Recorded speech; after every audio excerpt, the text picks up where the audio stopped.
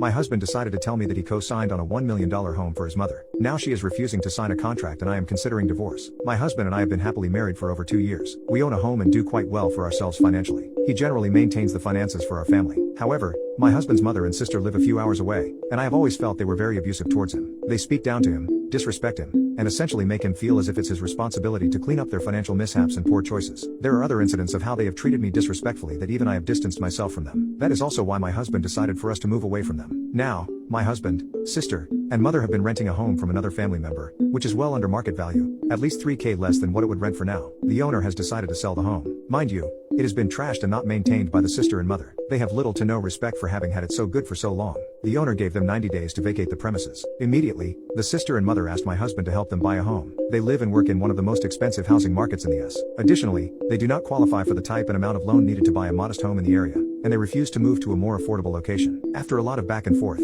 they finally asked my husband to co-sign on a very basic older home that costs $1 million. I immediately told them absolutely not, and I voiced my concerns to my husband. He is usually very level-headed and financially savvy, but I had to be the one to push him and his family to some sort of plan for how this would all work. Going from paying $1,000 a month in rent to well over $6,000 a month on a mortgage, not even including bills, seems questionable and a terrible decision at worst. I asked my husband why they couldn't move into a modest apartment and make a plan to buy in a year or two. He didn't really have an answer but agreed that they needed a plan for him to engage. Again, after several weeks of back and forth with his family, they had yet to provide any solid plan to pay the mortgage bills and avoid default. Who would be responsible for repairs? No idea. Finally, last week, before I left for a work trip, my husband told me he would not be co-signing on the home and that they had done zero planning. I was so relieved and was able to relax on my trip. I returned home at the end of the week and took a shower when he walked in and told me he had co-signed for the home. To say I was taken aback is an understatement. I went through all the emotions in a short time, but it wasn't until the next morning that what he had done really hit me. He made a risky investment with people who don't respect him and did it behind my back after assuring me he wouldn't. He kept telling me I was safe from any potential impact, but I don't understand how that could be. I asked him to walk me through the conversation,